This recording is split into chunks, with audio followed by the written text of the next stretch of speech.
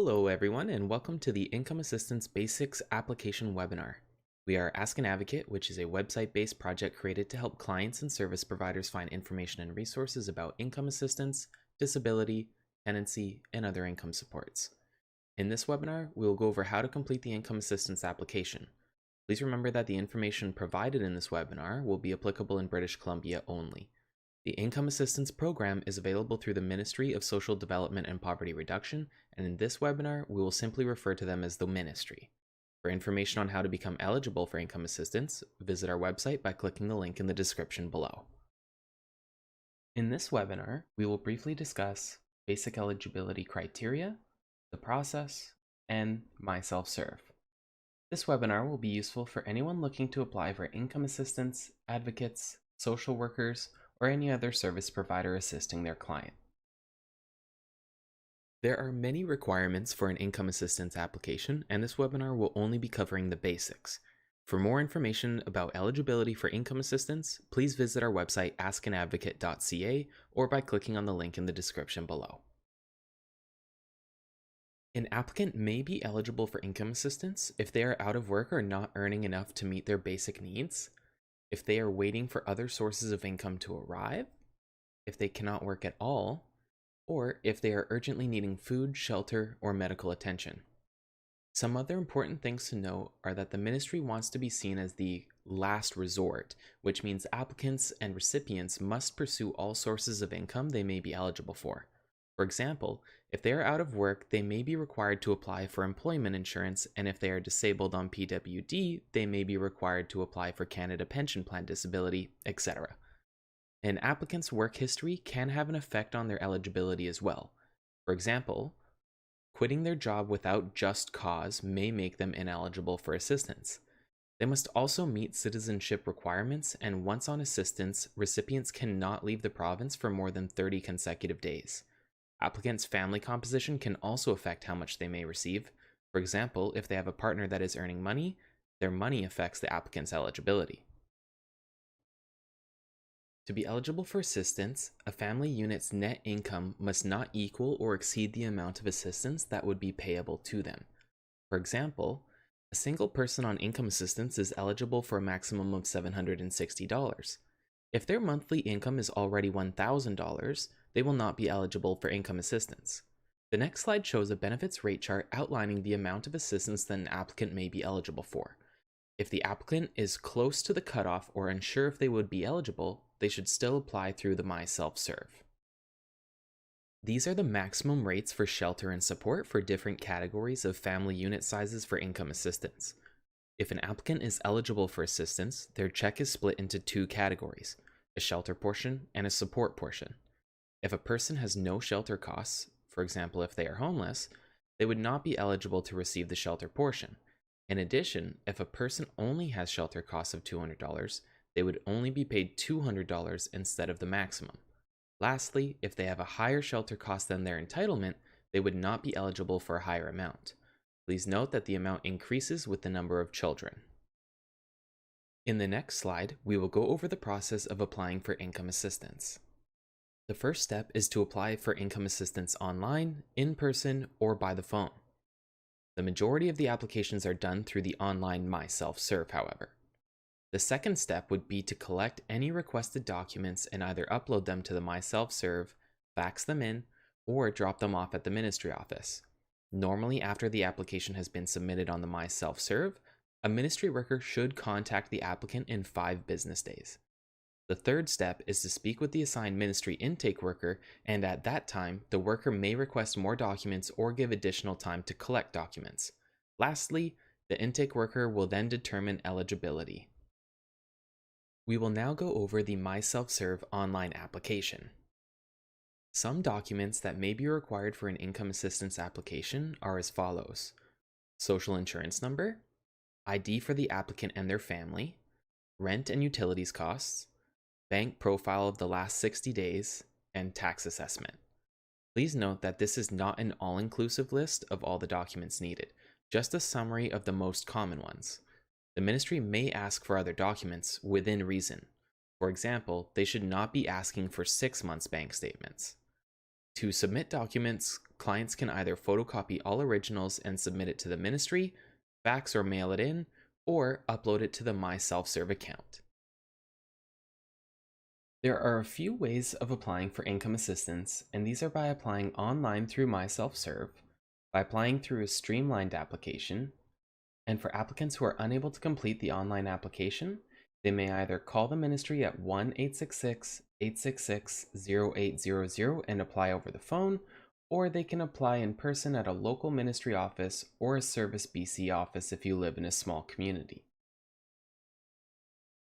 The streamlined application is for those who are former recipients of income assistance or disability assistance. They must have received benefits at least once within the past 6 months. Instead of going through the two-stage regular income assistance application online, the ministry may simply ask them to complete a monthly report to determine whether they are eligible. If applicants believe they fit the criteria for a streamlined application, they should contact the ministry. The application for assistance starts with creating an account through the myselfserve at myselfserve.gov.bc.ca. If an applicant cannot complete the online application on their own, they can contact the ministry at 1-866-866-0800 to complete the application over the phone, go to their local ministry office, or seek the help of an advocate. The benefits of the myselfserve online application are that it creates and tracks service requests. The applicant can monitor and sign employment plans through the account. The applicant can submit monthly reports through the account, and the applicant can check when their next check will be issued. Additionally, since it is an online system, applicants will not have to wait on the phone to speak with the ministry regarding their application, as they can see the status simply by logging on. The first step of the application is to create a myselfserve account. To create the account, the applicant will need an email address, their social insurance number, and if they are in a spousal or marriage-like relationship, they will need their partner's information as well. The applicant will also be asked to provide a 4-digit PIN, which will act as their electronic signature for the application. Once the applicant is on the myselfserve homepage, they have the option to sign into an already existing account or creating a new one. If the applicant cannot remember their login details, they can contact the BCEID help desk to reset their password and/or figure out their username. Otherwise, they can begin to create a new account. Here, the applicant needs to choose the best option for who's creating the account. If the applicant is receiving help from another person, they will need to upload consent to allow the person helping to speak on their behalf. That is, if it's applicable. For this page, the applicant must fill in their personal information. For any text box that has a red star beside it, it is mandatory to fill in that information. If it doesn't have one, it is considered optional. It is important that the applicant's email address is spelled correctly here. For the first question, the applicant would need to indicate if they are registering alone or with a partner. If the applicant has a partner, they must also create a myselfserve account for the partner and answer all the same questions as the original applicant. The second question is asking if the applicant is new to applying or reapplying for assistance, or if they have an open case with the ministry.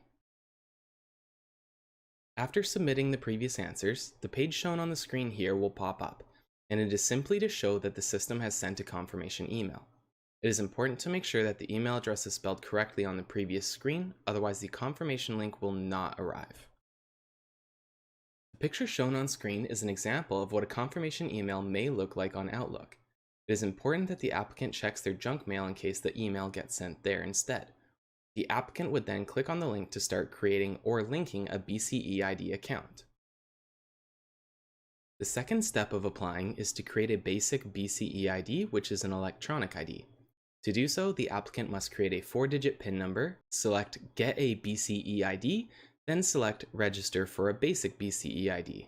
The applicant simply needs to follow the instructions to create the ID, answer the security questions, and create a password.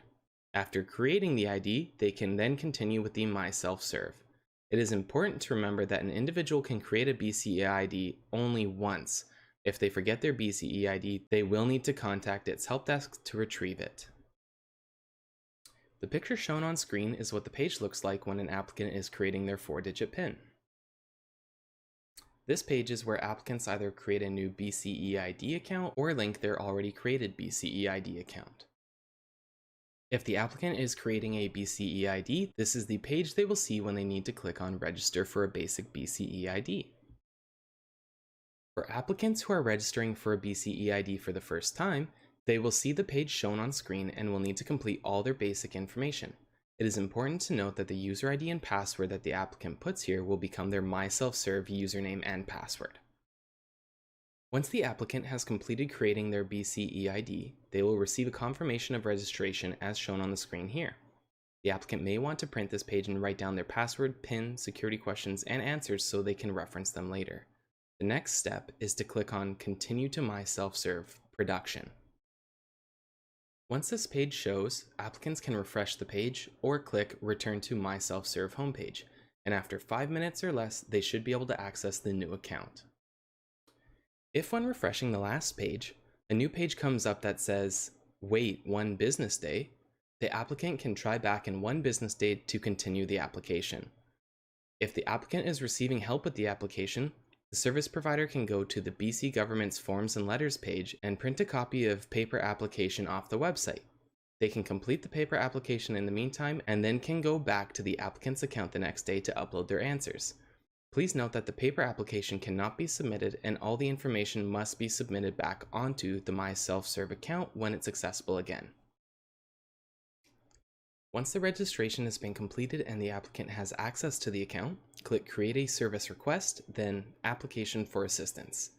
Please note that the income assistance application can be saved on myselfserve for up to 30 days. Once the application has been submitted, it can take around 5 to 10 business days to hear from the ministry worker. If the applicant is fleeing abuse, they should hear from the ministry within 1 to 3 business days instead. The screen shown here is what would come up when the applicant clicks on Create Service Request. This is the page where the applicant can apply for income assistance by clicking on Application for Assistance, then click on the name of the person applying. This is a video about the application process on the myselfserve, which is the first thing that comes up when applying. The video is a brief introduction of the online application, and watching it is optional. The next page shows how much progress the applicant has completed and what the following section of the application will be requesting, including any frequently asked questions and definitions. The first section of the application, titled Getting Started, is where the applicant provides their basic information. When the applicant comes to this page, most of their information should be autofilled from their registration. The applicant should confirm that the filled-in information is correct before proceeding. Also note that anytime there is an Attach Document button, the applicant has a few options. They can attach the required documents as they're filling out the application. If they choose not to attach as they go, they will have a chance to upload all the documents all at once before the application is submitted, or lastly, they can wait until the entire application has been submitted and upload it from the main page. Please remember that it is important to fully submit the application even if all documents haven't been collected, because the date the applicant submits the application is the date they are paid back to if approved.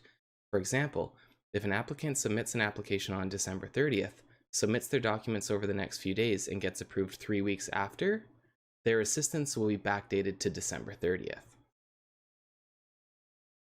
It's important to make sure if the applicant has a phone, the number they type here is the right number and that they are able to answer the phone. This is because the ministry worker will only call once or twice and will close the file if they are unable to contact the applicant. It is also important for applicants to be proactive if they haven't heard back from the ministry in 5 to 10 business days. On this page, the applicant would need to select their current relationship status. This second section of the application focuses on family composition and will request documentation proving the applicant's identity and their dependents. The question shown here is asking if the applicant has used any names in the past other than the name the applicant put on their registration. And this question is requesting which primary piece of identification the applicant has, and they will need to upload a copy of it.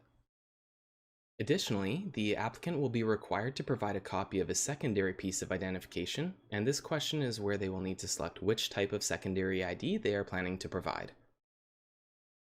This page is requesting a picture of the applicant with no one else in it, with a plain background to verify the applicant's identity. And this is where the applicant will need to provide information about any and all dependent children that live with them.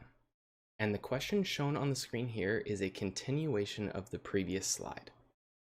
Lastly, the application requires a piece of identification for the dependent child. This question asks whether the applicant is Aboriginal.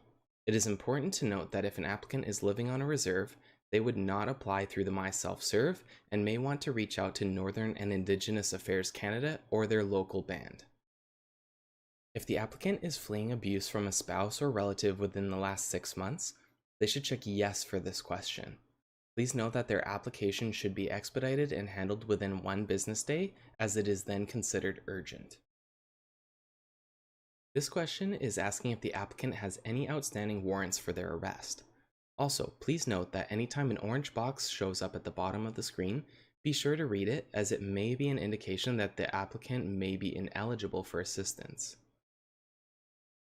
Section 3 of the application will require the applicant to enter information about communication. The first question asks if the applicant has a disability that requires supports or assistance for communication. The second question asks about the best way to contact the applicant about their application. We'll attempt to contact the applicant a few times before they close the file. This question is asking if there is a preference for the language spoken, as well as if an interpreter is needed. Interpreters may be assigned for clients with language barriers, but it may take time to find an interpreter. It is important to submit the application as soon as possible because the applicant will still be paid back to the day they submitted the application. In other words, the applicant may wait longer to determine eligibility, but they will receive a prorated amount of the check back to the date of submission. Section 4 asks about the nature of the application itself. This question is important for applicants who are going to apply for Persons with Disabilities designation, which is the British Columbia's provincial disability program. If the applicant selects yes, a list of subsequent questions will show. For more information about persons with disabilities, please visit our website askanadvocate.ca or watch our other webinars. Once the applicant selects yes for applying for persons with disabilities, the next question asks if they are part of any of the 4 programs that may help expedite their person with disabilities application. The programs are Canada Pension Plan Disability, Ministry of Children and Family Development's At-Home Program Medical Benefits and Respite, Community Living BC, and BC Palliative Care Benefits. Please note that there is a download form link, and it is very important to download this form because it is harder to access the form after the application has been submitted.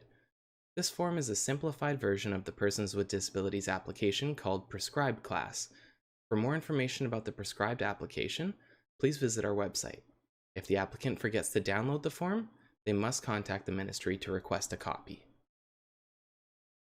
This question is asking if the applicant has previously been approved for the Persons with Disabilities designation from Indigenous and Northern Affairs Canada. Section 5 is the part that asks about the applicant's citizenship and immigration information. This page asks when the applicant moved to Canada or whether they are a Canadian citizen. This question is asking if the applicant entered Canada under a sponsorship agreement, and if so, what is the date it started and or ended. If the applicant does not know the exact dates while filling out the application, they may want to make an educated guess and make a note at the end of the application to indicate that they will provide sponsorship documents to show the exact dates. If the applicant is an immigrant, the question shown on the screen here will request the first 3 characters in their immigration code. If the applicant is not sure of what it is, they can enter AAA to bypass this page, but they will need to provide it at a later date. This question is asking if the applicant has always lived in BC, and if not, which province or territory did they move from and when. This is to ensure that they aren't receiving assistance from their previous province or territory in the last 2 months. The next section of the application is about living arrangements. And this question is regarding information about the applicant's living situation. Some choices include renting, homeowners, room and board, facilities, hospitals, homeless, and more. This is an example of the information needed if the applicant mentions that they are a renter. It is important to download the shelter verification form here, fill it out, and submit it to the ministry. This question is asking if the applicant lives with anyone else, for example, roommates. The ministry also wants to know what the monthly rental amount is that the applicant is paying and will ask them to provide proof of rental agreement or rent receipts. This question is asking if the rent payments are up to date, behind in payments, or if the applicant has an eviction notice. This is important for the ministry to determine whether the application is urgent need. This section is optional, but it can be important to fill out if an applicant's shelter amount isn't at the maximum benefit they may be entitled to.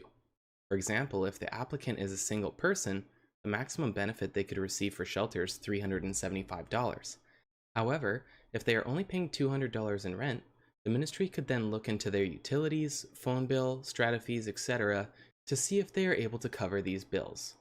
It is important to note that if the applicant writes the amount they pay for each bill, they will likely need to show proof of payment.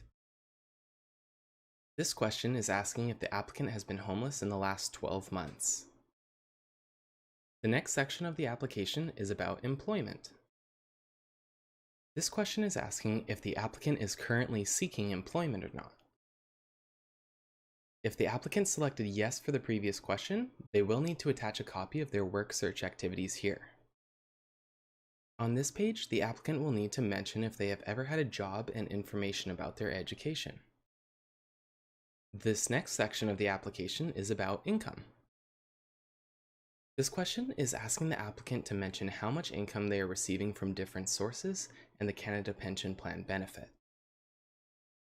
Once again, this question also asks the applicant to provide information on the income they may be receiving from other sources.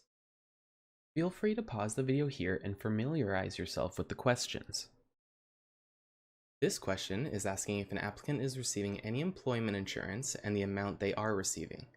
It is important to identify what type of employment insurance the applicant is receiving, since this may impact their eligibility. This question is asking if the applicant has applied for another source of income that they are not yet receiving, where the source is, and how much they are expecting. For example, if an applicant has applied for Canada Pension Plan Disability but is waiting for a decision from Service Canada, they will need to mention it here. And this question is asking if the applicant has filed their last year's income tax return and to upload a copy of their notice of assessment. Section 9 of the application asks information about the applicant's assets. This question is asking if the applicant has any bank accounts, and if so, they should provide the details for the account. The applicant must provide information about any and all accounts they have from all banking institutions. The applicant will also need to provide the most recent 60-day bank statements for each account and a bank profile and consent form from each bank. This question is asking if the applicant has any cash on hand, as well as any registered retirement savings plan, trust funds, and life insurance policies with a cash surrender value. This question is requesting information on any and all vehicles the applicant owns. This also includes any recreational vehicles such as motorcycles, boats, jet skis, trailers, etc. And this question is asking if the applicant owns any property that is not their place of residence and the value of each property. This question is requesting information about any other assets the applicant has not already mentioned in the previous questions. An example of this are expensive collectible items. The next section of the application is about providing consents. If the applicant is in immediate need of food, shelter, or medical services, they will need to mention it in this question. The text box shown on the screen is where applicants can write any additional information missed in the application or draw attention to something in the application itself. Things that could be written here are, for example, the advocate's name if the applicant has one, and their direct line. If the applicant is in immediate need of shelter, food, medical, fleeing abuse, eviction notice, anything along those lines, or has any disabilities and or need for special communication, it can be written here as well. The applicant can also let the worker know if they were guessing information on certain parts of the application, for example, sponsorship dates, immigration code, etc. This section outlines the British Columbia government's responsibilities as well as the applicant's rights and responsibilities. The question shown on the screen here requires the applicant to provide the ministry consent to release information to the medical services plan. and this consent provides the ministry the right to connect with Canada Revenue Agency to seek information about the applicant. And this is the last section of the income assistance application, which will request specific documents tailored to the applicant. This is a page that shows applicants what documents are needed to be uploaded. The screen will have buttons for uploading the documents directly to the application. Please note that if the applicant doesn't have any documents ready at the moment they are applying, they can still upload their documents even after they have submitted the application. The page shown on the screen is an extension of the list of documents to be downloaded and uploaded. Please note that uploading the required documents at the time of the application will reduce the time needed to process the application. However, documents can also be submitted by fax, mail, online, myself-serve, or dropped off at a ministry office. The summary section, which is the last section of the application, simply asks the applicant to provide their PIN number. This PIN should have been created when the applicant created their account for the BCE ID. The applicant can log into their myself-serve account at any time to view the status of their application, and if anything else is needed from the application, the ministry will contact them directly. As mentioned in the previous slide, the picture shown on the screen here is where the applicant confirms that all the information they have provided is true and complete, and they will enter their 4-digit PIN. If the applicant is working with an advocate, they can attach the consent form here, allowing the advocate to speak with the ministry directly. And once the application has been submitted, they will see a green checkmark as the one shown on screen.